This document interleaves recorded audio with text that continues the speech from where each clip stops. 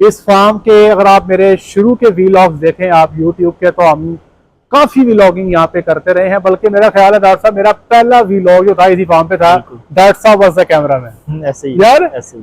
तो ये खड़ी है हमारे साथ। हाँ जी, ये बच्चियां दिखाई दी। ये हो सकता है डॉक्टर साहब अनकरीब ऐलान करते हैं हमारे सामने। तो डॉक्टर साहब आपने जब भी ऐलान करना है तो पहले एक दफा आपने मुझे बताना है जी उसके बाद फिर आपने ऐलान करें नए आने वाले फार्मर्स को क्या पैगाम दें, आ जाए डेयरी में या नस जाए। नहीं बिल्कुल आना चाहिए। बस ये है कि शुरू से ही मैनेजमेंट अच्छी रखें सर। ठीक है। तजुर्बे खुद करने की बजाय कोई एक्सपर्ट टीम हायर करें, उनकी मान के चलें तो मजा आएगा।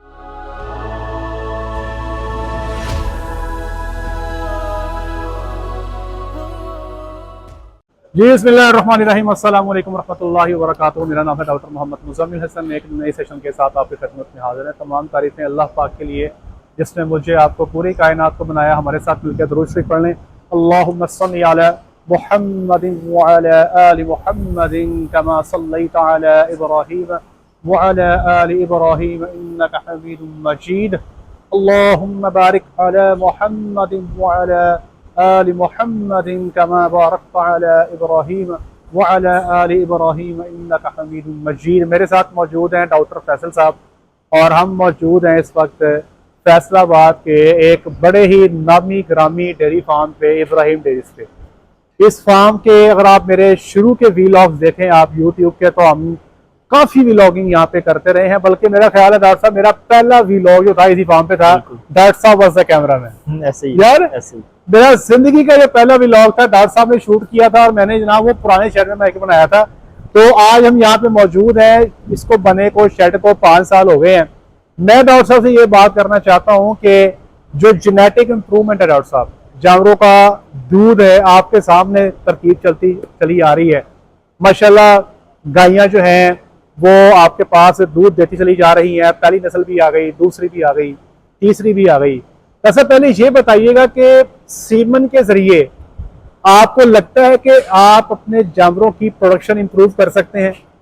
बिल्कुल कर सकते हैं सर, बल्कि की भी है हमने, क्योंकि हमारे पास अब चौथी जनरेशन चल रही है और माशाल्लाह ऐसा ही है कि हर आने वाली जनरेशन जो है ना वो पहले से बेहतर है। वैसे अगर मैं बात करूं कि लैक्टेशन का जो दूध है 305 दिन कहते हैं लैक्टेशन। जिस वक्त हमने फार्म स्टार्ट किया था तब लैक्टेशन दूध पहले सुबह में क्या था और आज क्या? सर उसमें ये ना कि जो हमने इंपोर्ट वाले जो एनिमल थे उनका तो एज क्राइटेरिया भी जरा ज्यादा होता है। तो वो एनिमल तो जो बाहर से आते हैं ना उनका तो फर्स्ट लैक्टेशन का दूध जो ना वो तो तकरीबन को 8,000-9,000 लीटर तक चला गया था। लेकिन ये जो हमारी फार्म की है ये हमने 12 महीने पे 13 महीने पे ब्रीड कर देते हैं। इनका उस हिसाब का जरा एज फैक्टर थोड़ा कम है, एज कम होती है, तो इनका दूध भी तकरीबन 7500-8,000 तक जो है ना फर्स्ट लैक्टेशन में चला जाता है। लेकिन एवरेज मैं बता रहा हूँ इसमें कुछ 20-25% ऐसे एनिमल भी होते हैं हमारे पास जिनका 10,000 प्लस भी चला जाता है, 11,000। अगर आज की बात करूं, आज की मैं बात करूं तो आज की डेट पे आप लोग एवरेज कहां पे खड़े हैं फर्स्ट लैक्टेशन में? फर्स्ट लैक्टेशन पे तकरीबन 95-100 लीटर तक है पहुंच गया माशाल्लाह। डॉक्टर साहब सेकंड और थर्ड लैक्टेशन जब जानवर का पीक प्रोडक्शन आता है वहां पे कहां पे जा रहे हैं आप? वहां पे सर तकरीबन 10,500-11,000 लीटर तक इजीली हमारे एनिमल चले जाते हैं। कितने परसेंट जानवर आपके ऐसे हैं जो 13,000-14,000 को लग जाते हैं? ये तकरीबन 15-20% ही है सर, 15 से 20, लेकिन एवरेज इधर 11,000 तक ही रहते हैं, 11,000 तक रहते हैं। अच्छा डॉक्टर साहब एक तो हमने बात कर ली दूध के हिसाब से। दूसरा जो मेन फैक्टर होता है सीमन सिलेक्शन करते हुए हमारा सबसे बड़ा टारगेट होता है फर्टिलिटी। कि माँ को गबन करने में परेशानी हो रही है तो आगे डॉक्टर को उसकी बच्ची को प्रेग्नेंट करने में टेंशन ना हो। फर्टिलिटी कितने परसेंट तक आप इंप्रूव कर चुके हैं? फर्टिलिटी का तो सर मेरा नहीं ख्याल कोई जितनी ज्यादा कोई इम्प्रूव हुई है, जैसी पहले थी फर्टिलिटी उतनी है। बस इसमें ये है कि ये जो हमारे इधर की प्रोजनी है वो जरा क्लाइमेटाइज हो चुकी है इधर हमारे इन्वायरमेंट के साथ, तो वो थोड़ा सा फर्क आ जाता है कि ये आउट सीजन में भी प्रेग्नेंट होती रहती हैं। डॉक्टर साहब आप लोग जो सेक्स सीमन का इस्तेमाल कर रहे हैं क्या पॉलिसी है फार्म की? हम फार्म पे सिर्फ सेक्स सीमन हीफर्स में यूज कर रहे हैं और जो फर्स्ट लैक्टेशन वाले एनिमल्स होते हैं ना उनमें को 40-50% उनमें करते हैं, बाकी सारे एनिमल्स में कन्वेंशनल सीमन नॉर्मली चल रहा है। इस पॉलिसी को जहन में रखते हुए हमारा जो ब्रीडिंग सीजन चल रहा है आप कितने परसेंट जानवरों को प्रेग्नेंट करने में कामयाब हो जाते हैं सीजन में? तकरीबन सर 85-90 तक पहुंच जाता है। हाँ जी, हम सितंबर से शुरू करते हैं, सितंबर एंड से, ठीक है, तो तकरीबन ये मई तक चलता रहता है काम। मेन तो मार्च तक चलता है, बाकी फिर आगे जो 2 महीने ना उसमें फ्रेश सीमन मतलब 85-90 is a very good score. इतना अगर आपका हो जाए तो ये बहुत अच्छा काउंट किया जाता है। अब दरअसल तीसरी मेन चीज है सीमन सिलेक्शन में जो हम बड़ा काउंट करते हैं, वो ये है जानवर की प्रोडक्टिव लाइफ। क्या बच्चियां जो फार्म पे पैदा हो रही हैं, आपको नजर आ रहा है उनके सूए ज्यादा? सर उनके डेफिनेटली सुबह ज्यादा ना, वो एज से ही काम स्टार्ट हो गया ना। अब देखे ना, एक हीफर है बाहर से जो आई है, वो अगर हमारे पास आके कोई 6 महीने लेट काव किया, जो हमारे पास इधर होम ग्रोन हीफर है वो 6 महीने पहले उसने बच्चा दे दिया, तो जाहिर बात है उसका भी तो फर्क पड़ना है। एक लैक्टेशन तो उसी से ही हमारी इंक्रीज हो जानी है। ठीक है। और बाकी भी ये जो बाकी strength है, food का करके opposite जो है। हमने ये किया उसमें बहुत इंप्रूवमेंट होती है सर। डॉक्टर साहब ऑन एन एवरेज आप जो सीमन सेक्स रख रहे हैं किस प्राइस में रख रहे हैं?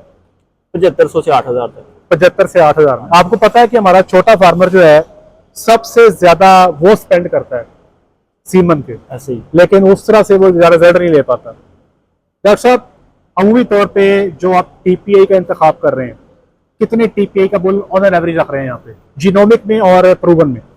मतलब मेरी सर कोशिश होती है कि प्रूवन जो है ना, जो ये जो सेक्स सीमन है, वो मैं कोशिश करता हूँ कि 2700 टीपीआई से कम कोई भी ना हो। 2700 से ऊपर है, लेकिन वो बुल के ऊपर फिर डिपेंड करता है कि 3000 तक चला जाए, 3100 तक चला जाए, लेकिन 2700 से नीचे हम नहीं टीपीआई सेक्स सीमन तो बिल्कुल नहीं लेते हैं। ये जो कन्वेंशनल है वो फर्टिलिटी की बेस पे देख लेते हैं, जिस बुल की फर्टिलिटी अच्छी हो उसकी टीपीआई बेशक थोड़ी 2500 तक आ जाए, कोई मसला नहीं है, लेकिन वो भी 2500 से नीचे वाला कभी भी यूज नहीं किया। मतलब 2700 से नीचे और 2500 से नीचे आप कन्वेंशनल में यूज नहीं कर रहे। ये आपका इस वक्त फार्म का सेट क्राइटेरिया है। दरअसल जो एज है प्यूबर्टी की, बलूगत की जो उम्र है बच्चों में, अगर आप ये दिखाते हैं पीछे डॉक्टर साहब की बच्चियां खड़ी हैं, आपकी फार्म पे जो बच्चियों की बलूगत की एज है कितनी चल रही है डॉक्टर साहब?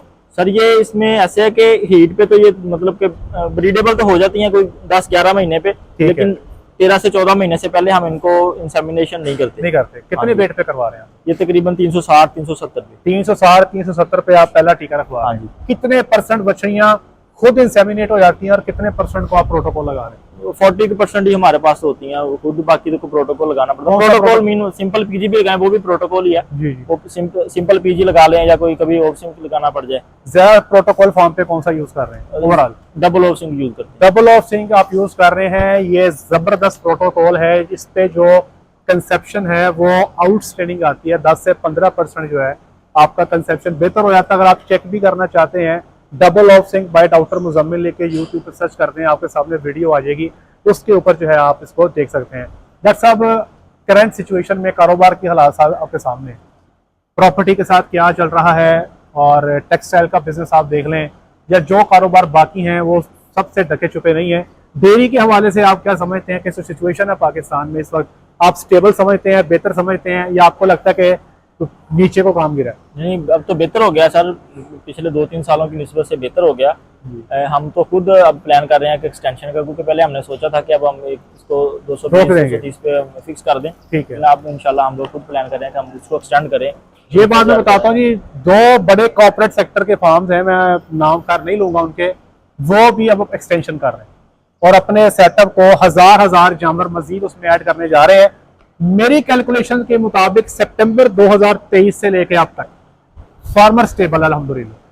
सितंबर 23 से पहले आप 22 सितंबर से 23 सितंबर तक की अगर बात करें तो जो 1 साल था डेयरी का वो बहुत मुश्किल था हमारे ऊपर। चीजें बहुत महंगी थी, हमें समझ नहीं थी आ रही कि मामला चलाने कैसे हैं। जानवर बेच के हमने गुजारा किया, किसी तरीके से जानवरों को फीड करवाया, लेकिन अभी अल्लाह का शुक्र है मामला जो है हमारे बेहतर चल रहे हैं। डॉक्टर साहब ये सेटअप माशाल्लाह आपके सामने ही है। कितनी मोर्टेलिटी ओवरऑल डॉक्टर साल में बड़े जानवरों में कितने परसेंट तक फार्मर को ज़हन में रखनी चाहिए?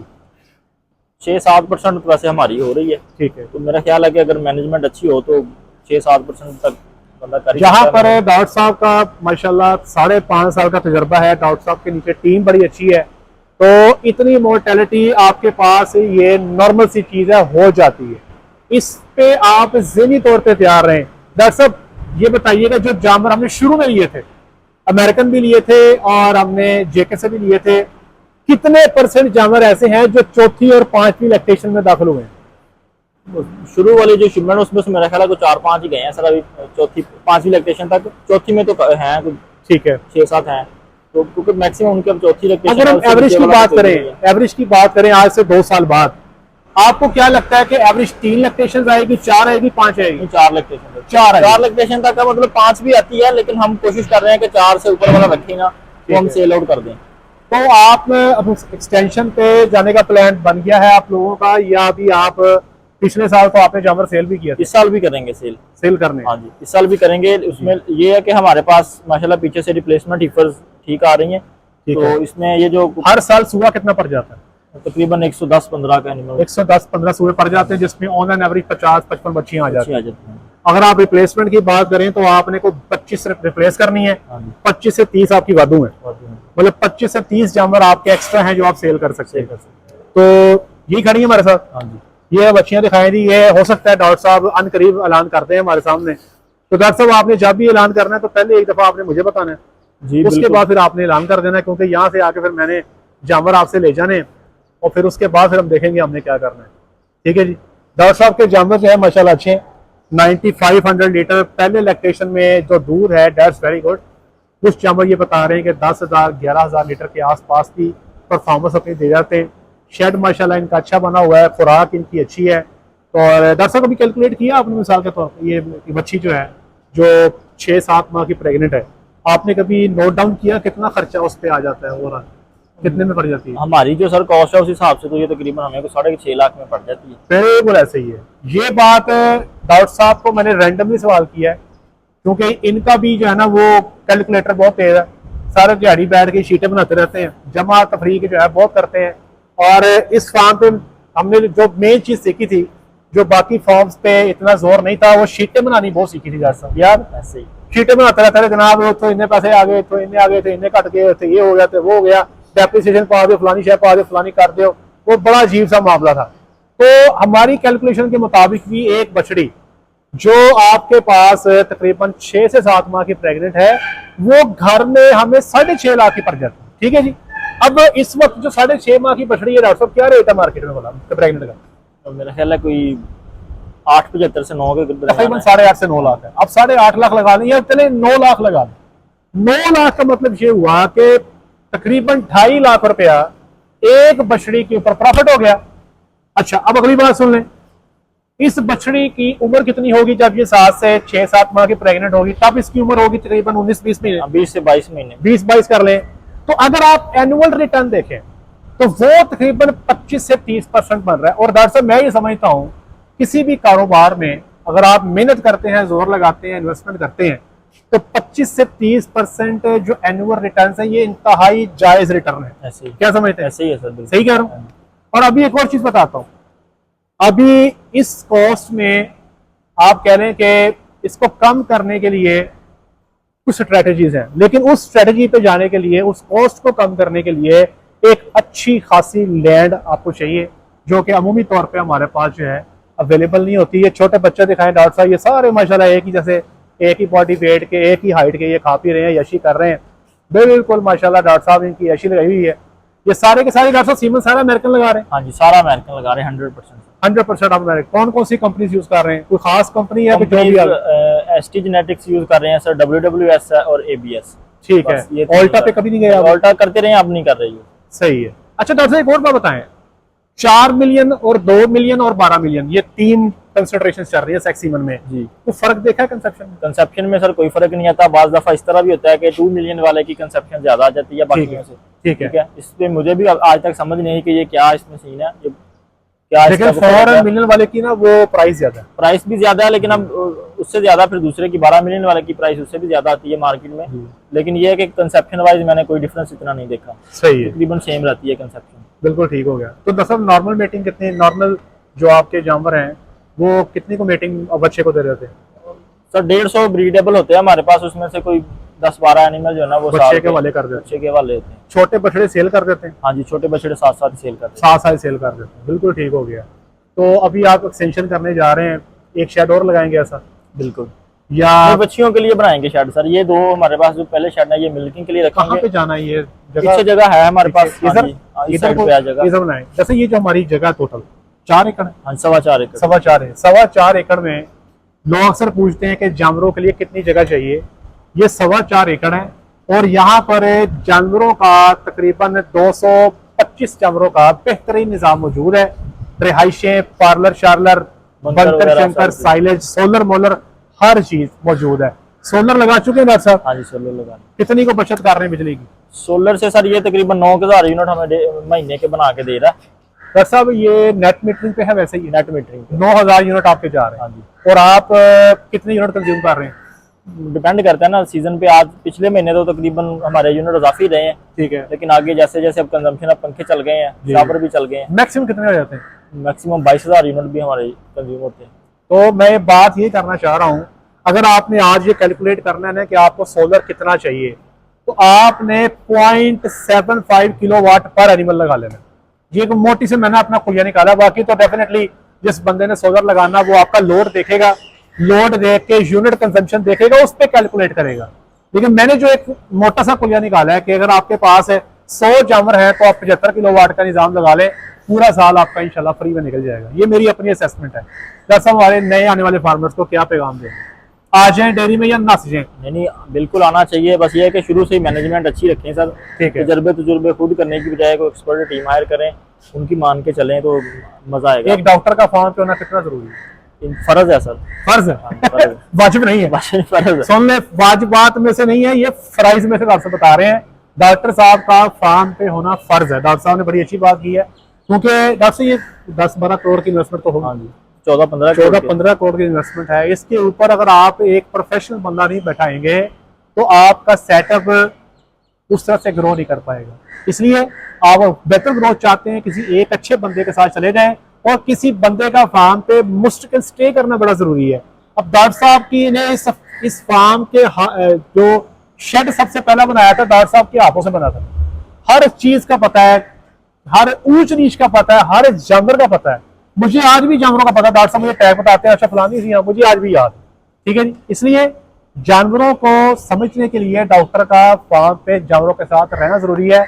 ये कुछ फिगर्स थी, कुछ जेनेटिक इंप्रूवमेंट थी, कुछ जानवरों के हवाले से इंफॉर्मेशन थी जो हमने आपके होश गुजार कर दी है। डॉक्टर साहब आपके लिए बहुत सारी दुआएं, अल्लाह आपको कामयाब फरमाए, आपको मजीद तरक्कियां अता फरमाए।